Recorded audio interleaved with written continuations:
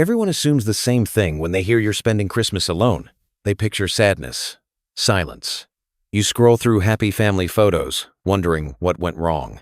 They send messages filled with concern that sounds a lot like pity. Are you really alone this year? As if being by yourself on December 25th is the ultimate proof that something in your life has failed. But here's what they don't see. They don't see that the loneliest Christmases of your life weren't spent alone. They were spent sitting at a crowded table, surrounded by people who were supposed to know you and didn't, smiling when you wanted to disappear, nodding while being talked over, performing gratitude while your body begged for quiet, managing everyone else's emotions so the day wouldn't fall apart. So this year, you're alone.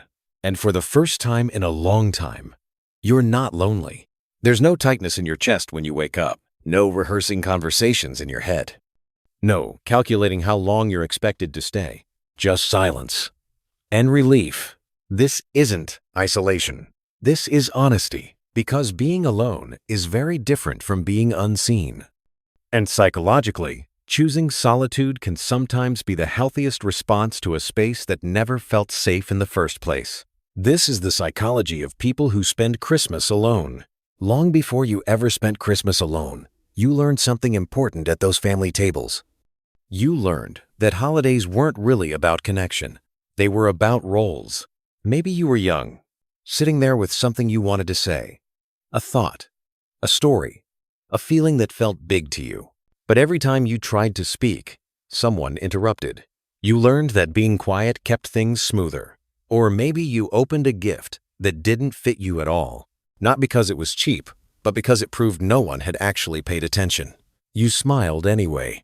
You said thank you anyway, because protecting their feelings felt safer than acknowledging yours. For some people, Christmas meant tension instead of warmth, arguments that repeated every year. Adults who couldn't regulate their emotions, while you learned to regulate everyone else's. You wrapped presents with careful hands, already acting older than your age, already trying to preserve the illusion of magic for someone else. That's when the lesson formed. Love was conditional, belonging required adjustment, and peace came from shrinking yourself. Your nervous system took notes. It learned that Christmas meant scanning the room, monitoring moods, avoiding conflict, staying agreeable. So when people ask why being alone on Christmas feels easier now, they're missing the history. This didn't start in adulthood. It started the moment you realized that being yourself during the holidays came with consequences. As an adult, Christmas didn't suddenly become easier. It just became more familiar. You'd walk into the house and your body would react before your mind had time to catch up. Your shoulders tightened. Your breathing changed. Your attention sharpened in all the wrong ways. Without realizing it, you started scanning the room. Who's already irritated? Who's drinking too much? Which conversation is about to turn into a problem? This wasn't overthinking.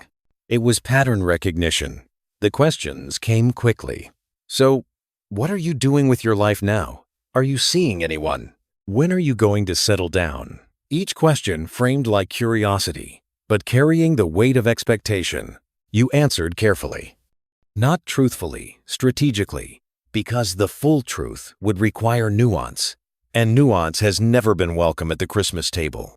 Any attempt to share something real was cut short. Someone interrupted. Someone minimized it. Someone offered advice that missed the point completely. So you learned to offer a simplified version of yourself. The version that didn't invite follow-up. The version that kept the room calm. Meanwhile, you were still managing everyone else, diffusing tension, changing the subject, laughing at jokes that weren't funny. By the end of the day, you were exhausted. Not from celebration, from vigilance, from holding yourself together in a space that required constant self-monitoring. Your nervous system understood something very clearly. This environment demands that you disappear to keep the peace. So when you didn't go this year, something unexpected happened. Your body relaxed. The week before Christmas felt different. You slept through the night. Your jaw wasn't clenched when you woke up. There was no familiar heaviness in your chest. That was because your nervous system recognized safety. There was no door to walk through and immediately assess. No emotional temperature to manage. No version of yourself to put on. Just you, in your own space. This is what people misunderstand about spending Christmas alone. It isn't about rejecting family or tradition. It's about removing yourself from an environment that quietly requires self-betrayal. Alone doesn't mean abandoned. It means unobserved, unjudged, unmanaged. You make breakfast without commentary. You choose what to watch without negotiation. You sit in silence without having to explain it. And at first, that quiet can feel strange, almost uncomfortable, because you're so used to Christmas meaning tension. But slowly, something settles. Your breathing deepens. Your shoulders drop. Your thoughts stop racing. You realize something important. You weren't avoiding connection by staying home. You were avoiding a performance. Being alone on Christmas didn't create loneliness. It revealed how much of your past togetherness required you to disappear. And for the first time, you didn't. From the outside, it looks like distance. Like you pulled away. Like you chose solitude over family. But internally, something very different happened. You stopped abandoning yourself. This was never about punishing anyone. It wasn't about holding grudges or refusing to forgive. It was about finally listening to what your body had been trying to tell you for years. You weren't too sensitive. You weren't ungrateful. You weren't broken. You were exhausted from performing the connection in places where you couldn't be real. Choosing to be alone on Christmas isn't a failure of love. It's a refusal to accept a hollow version of it. You didn't reject your family.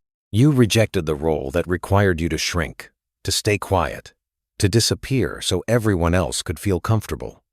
And maybe one day, the connection will feel safe again. Maybe with people who see you fully, maybe in spaces where you don't have to explain your boundaries. But today, this quiet matters. Because this isn't the absence of love. It's the presence of self-respect. And after years of choosing everyone else, choosing yourself isn't selfish, it's necessary.